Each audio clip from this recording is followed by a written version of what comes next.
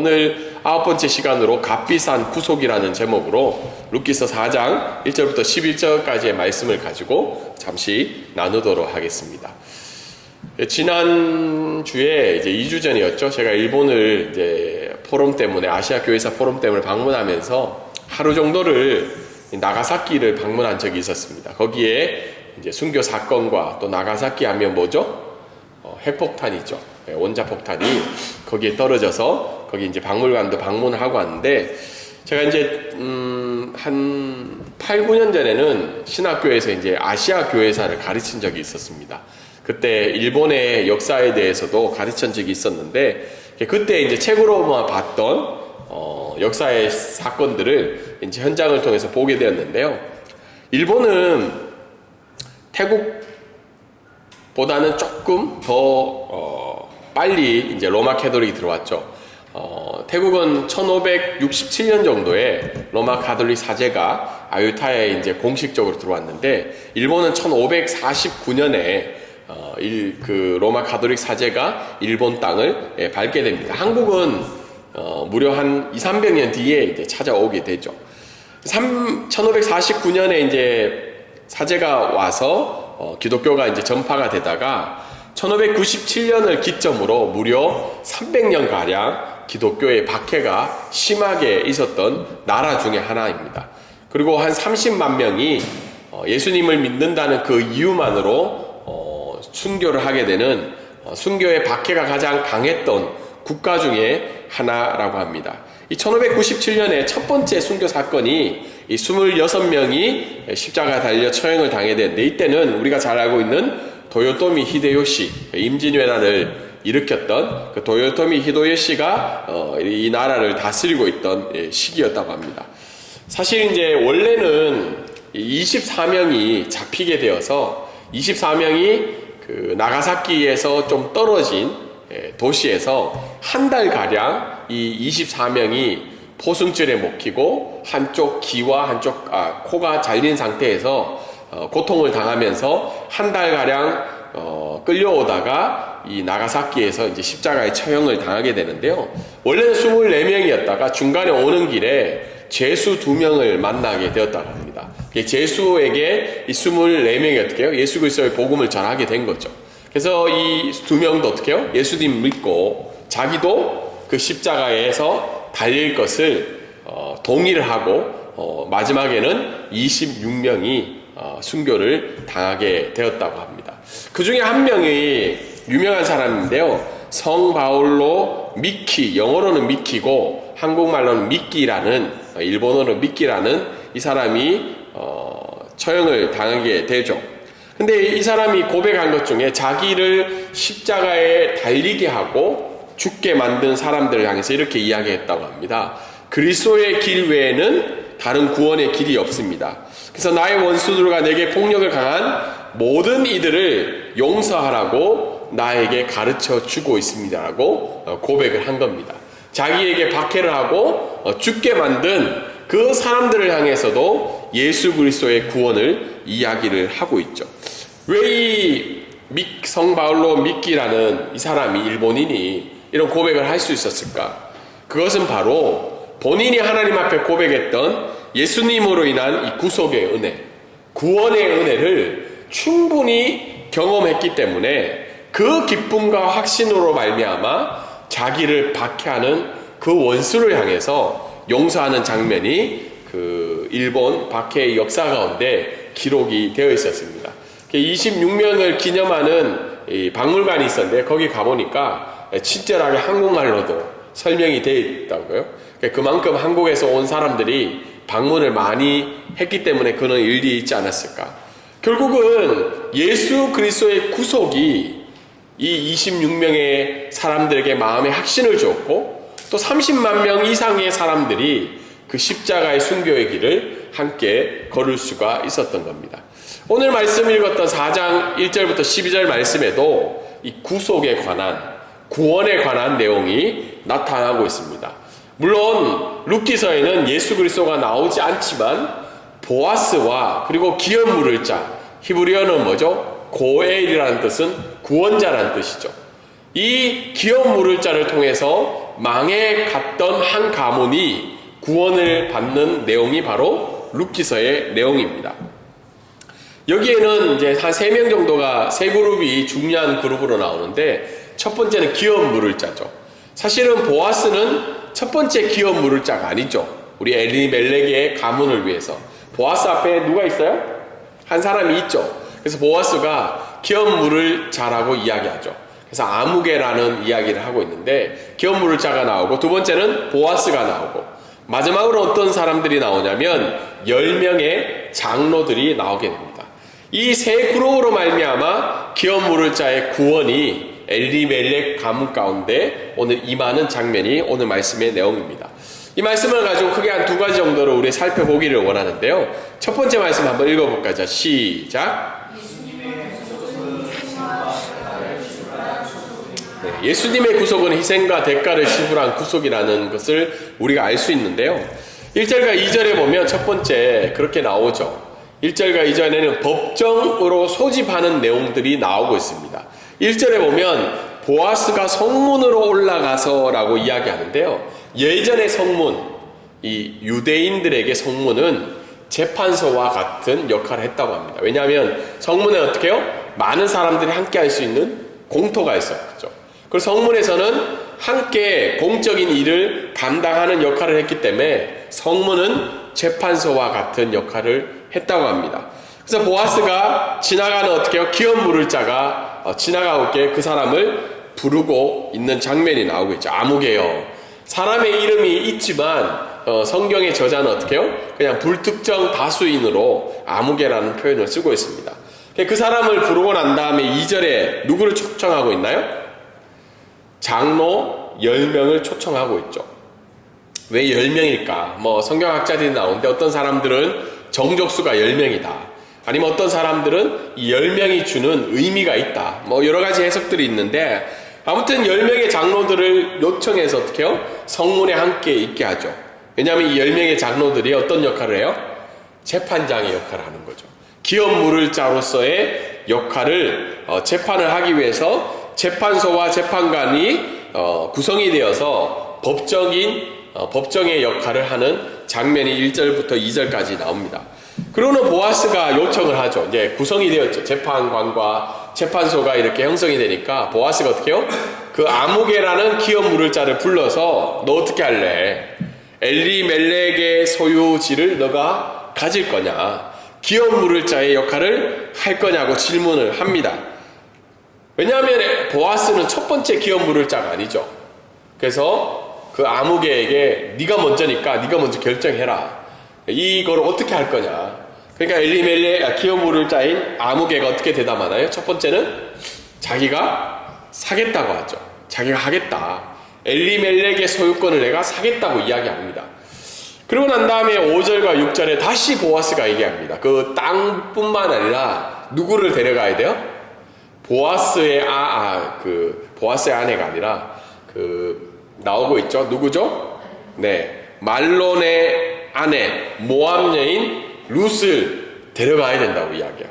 그 여인을 네가 아내로 맞아야 된다고 다시 설명을 하죠. 그러자 이 아무개인 기업 물을 자가 고민을 하기 시작해요. 왜 고민했을까요?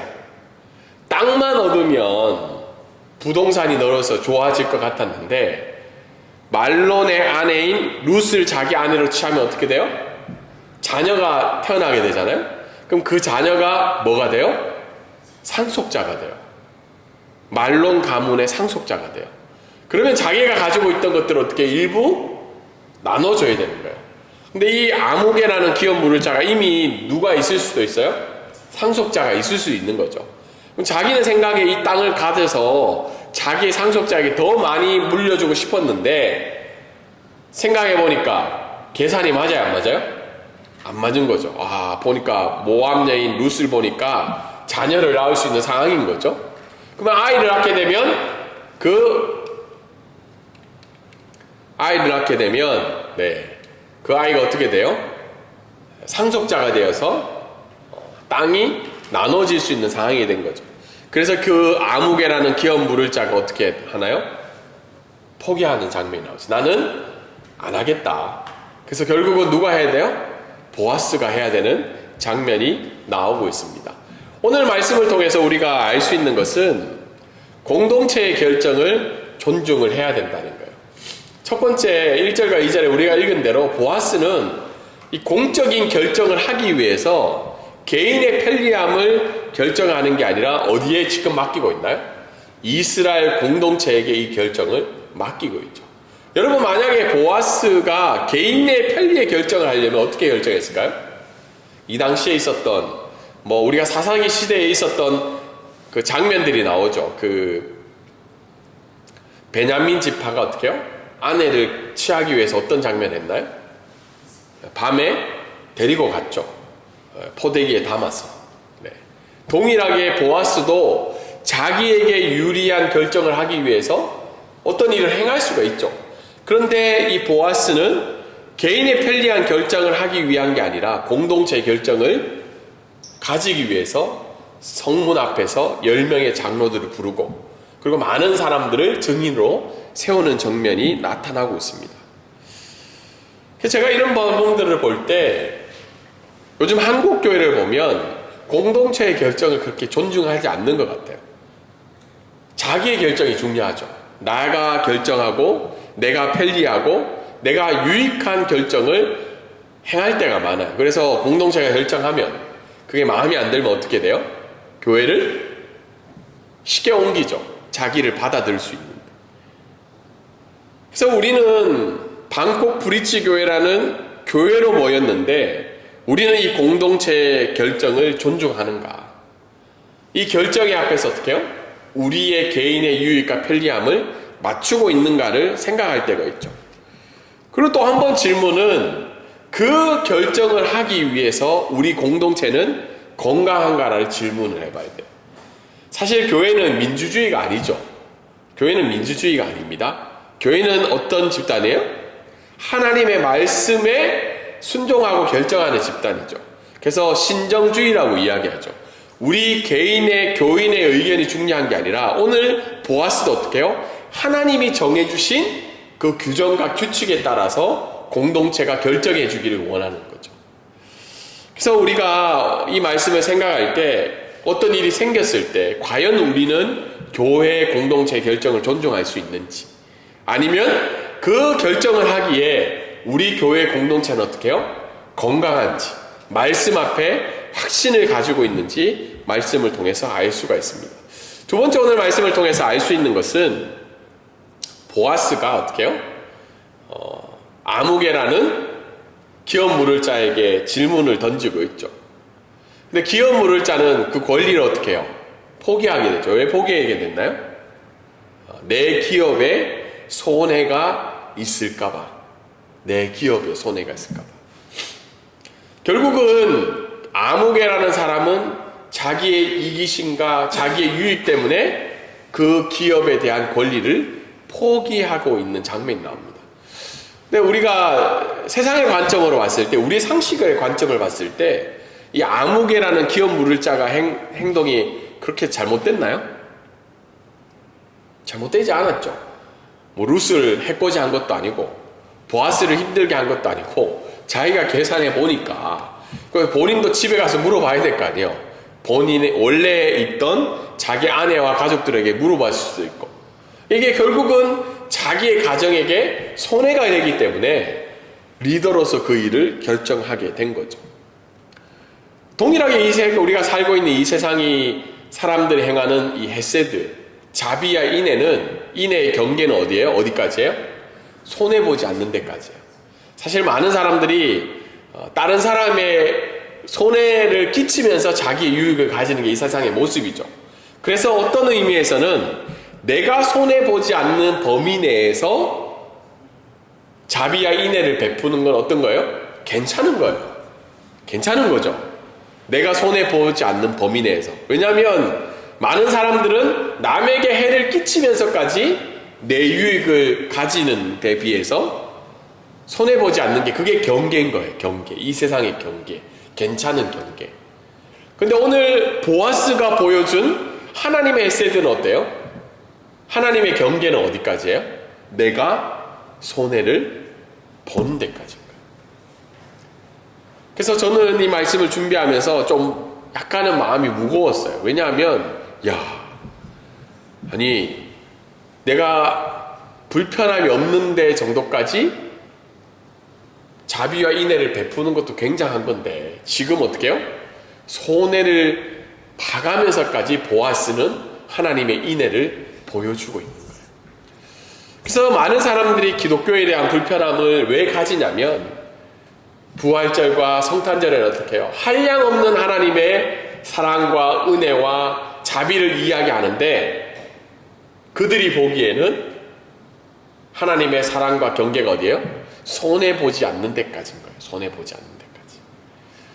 그래서 오늘 이 말씀을 통해서 우리 자신을 살펴볼 때 내가 외치는 사랑과 자비와 인애의 경계가 어디까지인지를 우리가 살펴봐야 된다.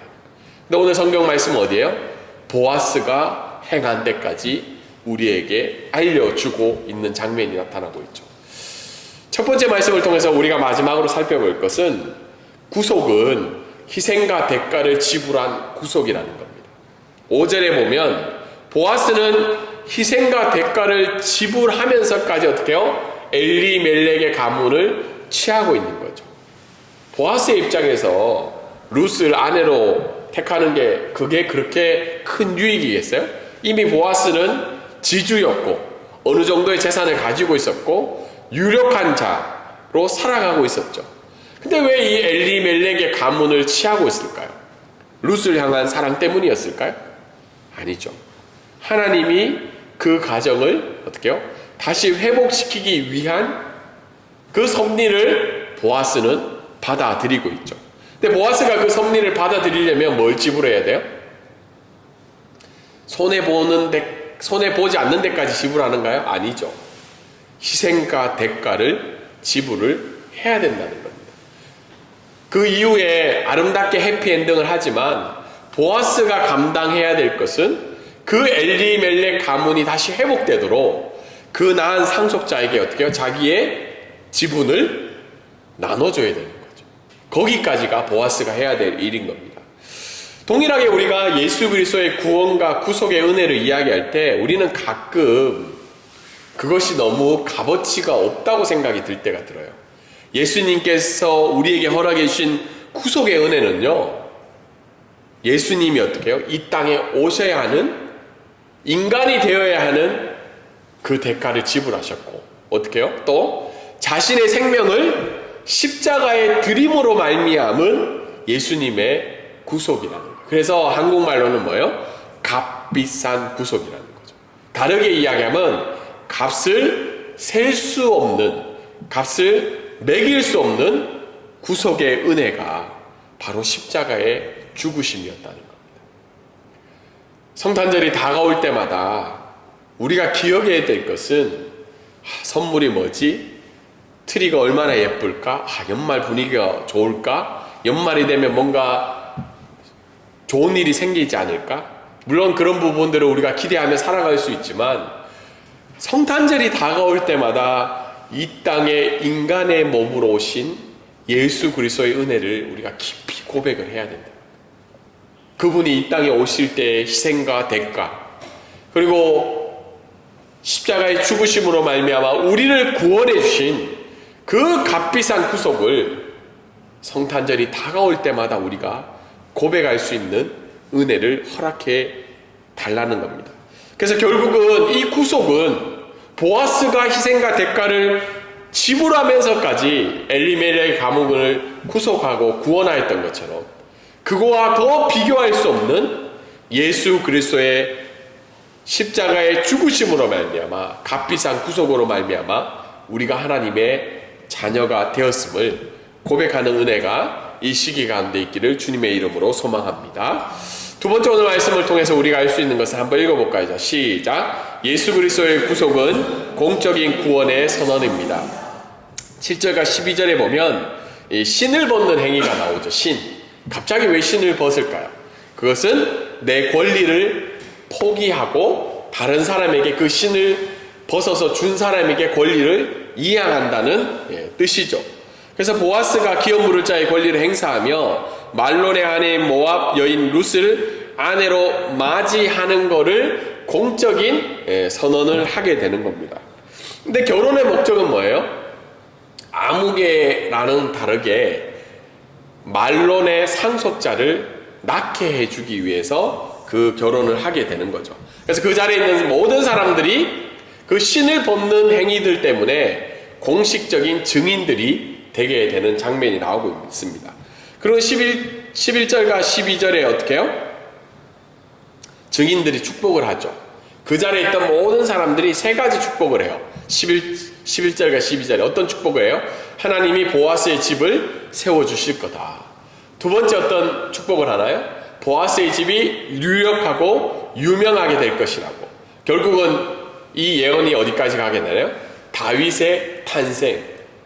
그럼 마지막으로 하나님의 섭리로 상속자가 나타나게 될 것인데, 이거는 결국은 누구를 지칭하고 있나요? 예수 그리스도를 지칭하고 있죠.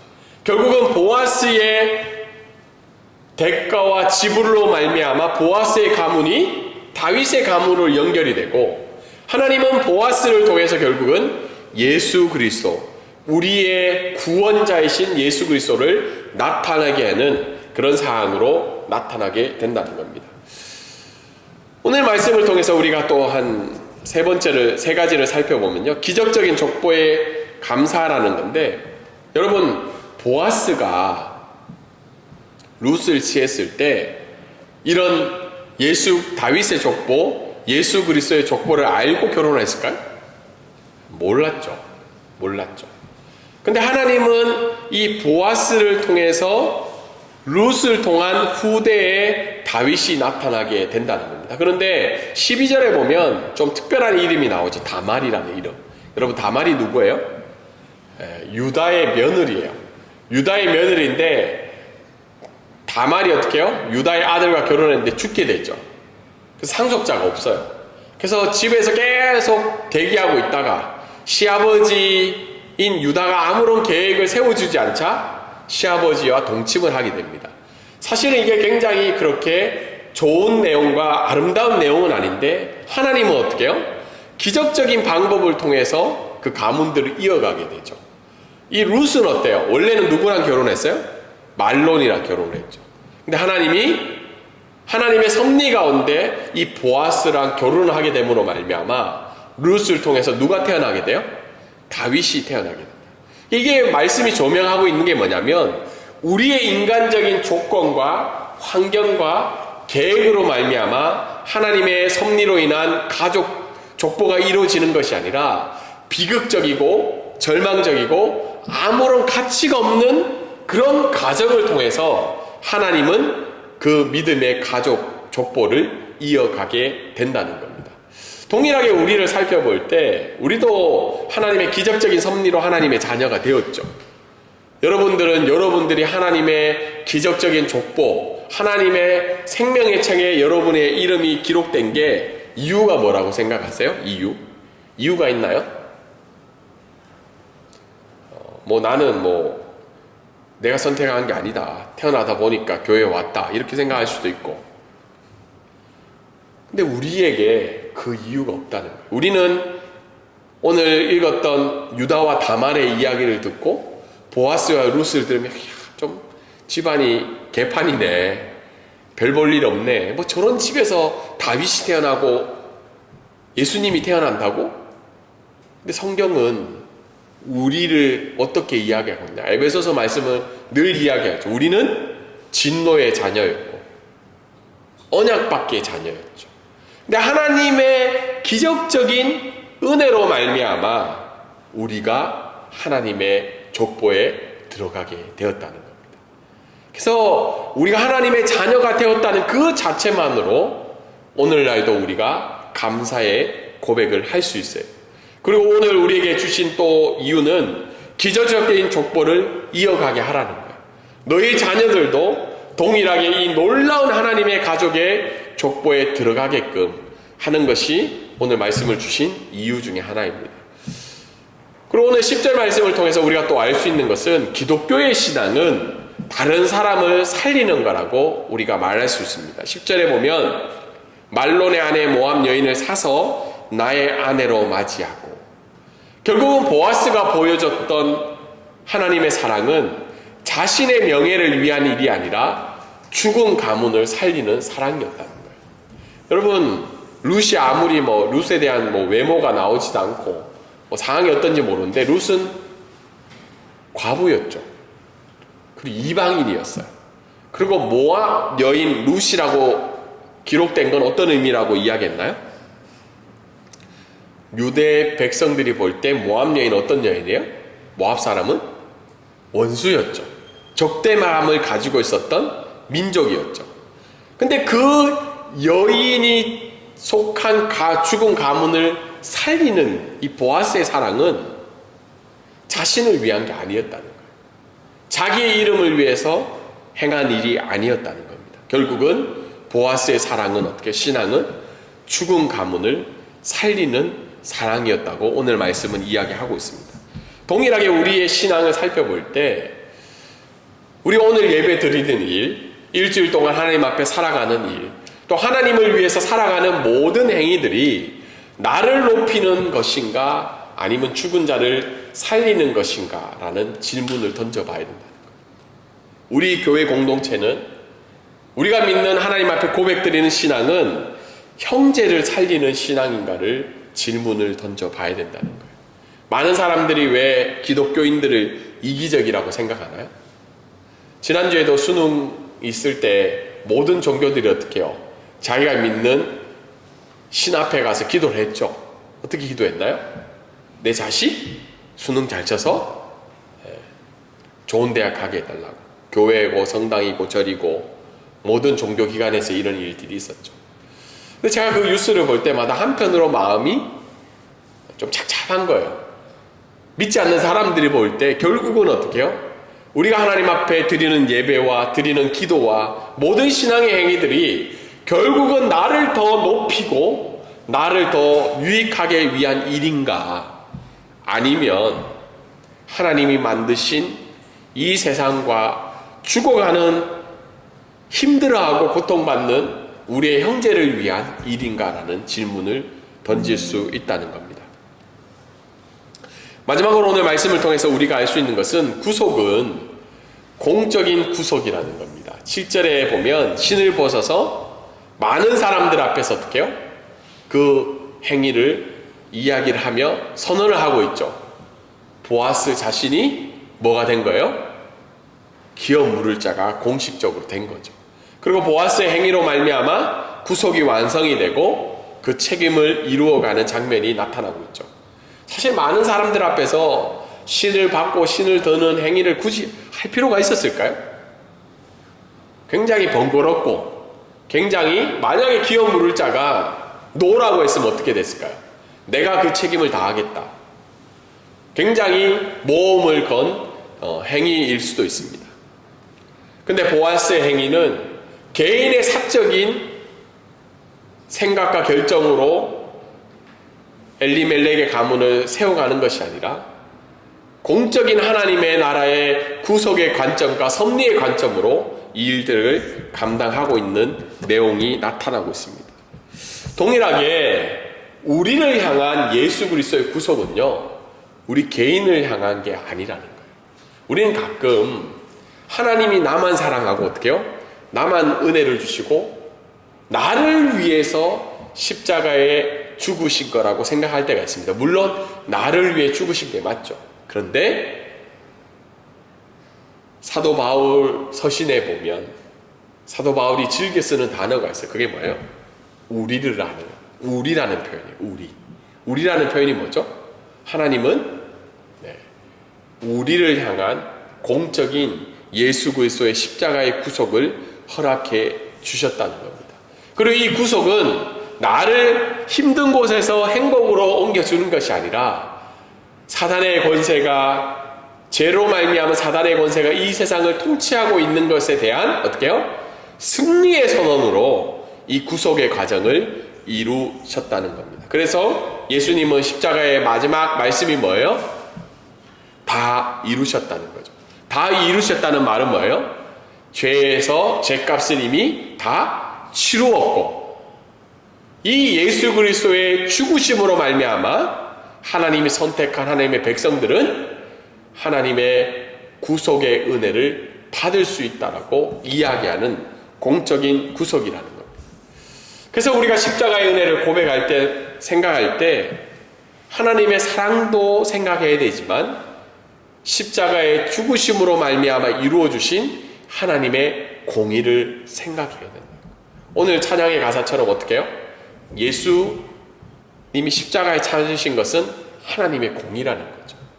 우리의 죄값을 치르시고 이 세상 모든 우주 만물 앞에서 너는 나의 자녀라고 선언하시는 하나님의 공적인 구속의 은혜를 날마다 누리시기를 원합니다. 오늘 말씀을 적용하면 십자가를 참으시고 우리의 죄를 구속하신 예수 그리스도의 사랑을 이 성탄절 기간에 깊이 생각하고 고백하는 은혜가 있기를 원합니다. 오늘 십자가에 참으신 우리 그 찬양을 드릴 때마다 적어도 우리의 믿음의 고백이 되기를 원하고 힘든 상황 속에서도 어려운 상황 속에서도 십자가를 참으신 그 예수 그리스도로 인해서 우리가 감사의 고백을 할 수 있는 귀한 은혜가 있기를 원합니다. 두 번째는 예수 그리스도가 보여주신, 보아스가 먼저 보여줬지만 예수 그리스도가 보여주신 그 사랑을 닮아서 어떻게 해요? 다른 사람을 살리는 그 믿음의 신앙의 길을 걸어가는 저와 여러분이 되기를 주님의 이름으로 소망합니다. 아멘.